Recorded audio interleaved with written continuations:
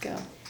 Okay, in this video, I'm going to do on the triangle for the common angles. So common angle is what? We have two different angles, triangles, right triangles, common. So, we have a lot of them, but, So, this is going to be, again, C always. This is A, and this is B. So, this is a little b, and that's going to be little a, and that's C. Okay, common angle. So, that means this is 30 degree. Of course, complement of 30 is what? 60. Because total angle of A plus B plus C must be what? 180 degrees, is that right? Okay, so therefore, if this is 30, so this should be complement of it, so 60 degree. So what is good thing about this triangle is, the other triangle, I'm going to do it again. I know it's confusing, but I'm going to do it both same time. If I have 45 degree, let's assume these are 45 degree and 45 degree, or pi over 4. Okay, these are, you have to memorize if you memorize this, you don't have to even know to the table. So what is this is means if, for example, let's do this one, that's 90 degree, I'm sorry again. So if this value of this one is 1, the value of this one is 1, so I know what? I know C is equal to square root of A squared plus B squared, is that right? So I know you know all of these, I'm just going to say it one more time. So it's going to be 1 squared plus 1 squared is equal to square root of 2, which is, I don't like decimal, so I'm leaving like that. Okay, so from here, I can write sine of 45 degree is equal, sine is what? Opposite over hypotenuse.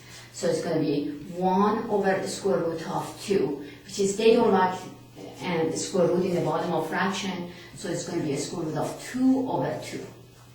Okay, cosine of 45 degree, because it's same, so I can cheat and I can say what is exactly same, which is square root of 2 over 2. And tangent of 45 degree or pi over 4, same thing. You have to be familiar and comfortable going from degree to radian to degree. So it's equal, usually when you go higher math, they use radian more than degree. So it's going to be 1 over 1, which is 1. So, which is, if you go to your table from video before, you will see all this is true. Okay, like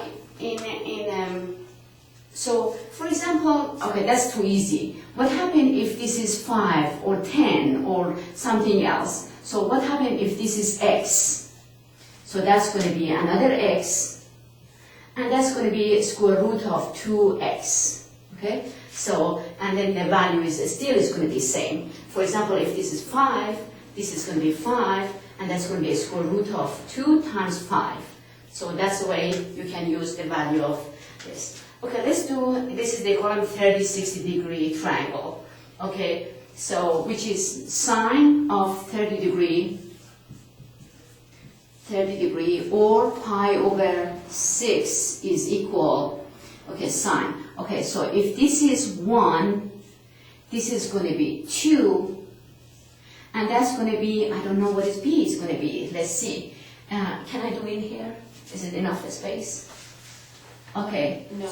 No? Okay, I'm going to do it in here then. So you say b is equal square root of c squared minus a squared. Is that right? So it's going to be a square root of 2 squared makes what? 4 minus 1, which is what? A square root of 3. So this is going to be a square root of 3. That's why it's nice thing about 30-60 degrees. So sine is going to be what? 1 over opposite over hypotenuse. So it's going to be 1 over 2.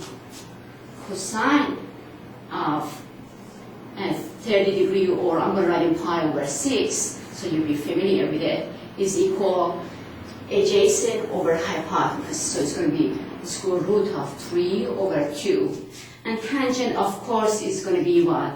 Pi over 6 is equal opposite over adjacent, which is 1 over square root of 3. As you know, they don't like the square root in the bottom, so you write them again one more time like this. So if they write them, if your triangle is like this, or the other way, if they, like for example, if your triangle is, let's see, I'm sorry, it's the same way, I'm sorry, let's see, let's assume, if your triangle is same way, the smaller one is 1, the larger one is going to be, if this is 60 and this is 30, okay, and this is 90 degrees. So this is going to be 1, therefore this should be double of it. So this is going to be a square root of 3, okay? And then, well, what happens if it is not 1, it's 5. So if this is 5, this is going to be what? 10, and that's going to be 5 square root of 3. What happens if this is x? This is x, that's going to be 2 times x, which is 2x, and that's going to be x square root of 3. So that's all about, and then that's nice thing to memorize this, and you don't have to memorize the table. So, and that's all. And the rest of them you can do by yourself. Thank you.